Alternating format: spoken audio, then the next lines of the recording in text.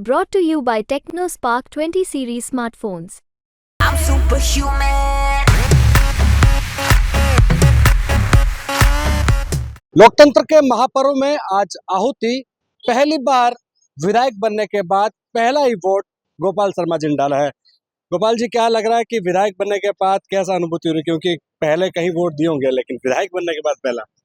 देखिए, लोकतंत्र का यह महोत्सव है और इस बार के चुनाव अन्य चुनावों से कुछ अलग हैं, क्योंकि भारत विकसित भारत की तरफ तेजी से प्रस्थान कर चुका है।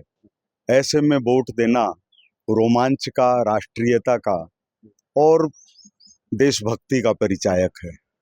तो 100% मतदान हो, सभी लोग देख करके यह सोचें कि हम वोट देने के लिए जाएं। इसलिए प्रभु ने पहला अवसर दिया, नहीं तो हो सकता है गाड़ी पंचर हो जाए, आ नहीं पाया। तो इसलिए बहुत खुशी हुई। विधानसभा चुनाव में जिनको आपने मात दी, प्रताप सिंह खाचरियावास, क्या मंजू शर्मा उनको मात दे पाएगी? नहीं, क्या का तो कोई सवाल ही नहीं है। प्रताप सिंह जी मेरे छोटे भाई की तरह से हैं। प्रभु उनको लंबी उम्र दे, सुस्वास्थ्य दे। लेकिन राजनीति ईमानदारी, कर्तव्यनिष्ठा, देशभक्ति और परस्पर सौहार्द से जुड़ी होती है। अगर किसी राजनेता से जनता, अधिकारी, उनके सहयोगी पुलिसकर्मी ये भय खाएं तो वह राजनीति नहीं हुई, वो तो सरगने वाली चीज हुई। तो इसलिए राजनीति के लिए उनको विचार करना चाहिए और कम से कम थोड़ा समय आत्मचिंतन करना चाहिए, जो उन्होंने शायद नहीं किया लगता है। नहीं तो चुनाव में नहीं उतरते, कह देते कि मेरे को जनता ने जो सजा दी है वो कम से कम 6 महीने तो आत्मचिंतन का अवसर देती है। लेकिन उन्होंने उसका इंतजार नहीं किया। लेकिन फिर भी उनके प्रति, उनके स्वास्थ्य के प्रति, उनके परिवार के प्रति, जो मैं चाचा जी चाची जी कहता हूँ, उनके प्रति मेरा बहुत आदर है। इसीलिए वो बाबा श्याम के दर पर गए और खुद को दास बताया। नहीं, व्यक्ति के अंदर जब जैसे कोई बहरूपिया होता है तो बहरूपिया क्या करता है कि कभी कुछ बन जाता है, कभी कुछ बन जाता है। ऐसा कैसे हुआ कि 3 महीने पहले वो राम का नाम लेते थे और जब सारा देश राम का नाम ले रहा है तो वो कह रहे हैं कि हारे का सहारा। हारे का सहारा तो हैं, लेकिन वो हारने के बाद सहारा है। एक बार और हारेंगे और आत्मचिंतन करेंगे तो निश्चित रूप से खाटू श्याम जी महाराज, हमारे श्याम धनी, जिनका नाम वो नहीं जानते होंगे शायद, बर्बरीक, घटोत्कच के पुत्र, भीम के प्रपौत्र, उनका सहारा बन सकते हैं। लेकिन उसके लिए सत्य निष्ठा अपनानी पड़ेगी। कब्जा, अतिक्रमण, अभद्र लोगों को पनपाना, ये बंद करना पड़ेगा। बहरूपिया मतलब प्रताप सिंह खाचरियावास तो बहरूपीय जैसा व्यवहार है ये। अच्छा, हाँ। बीते विधानसभा चुनाव में आपने हिंदुत्व के चुनाव लड़ा, लेकिन इस बार प्रताप सिंह खाचरियावास खुद को हिंदुत्व का चेहरा बता रहे हैं, इसलिए बाबा श्याम के नाम कर खुद को राम का वंशज बताते हैं।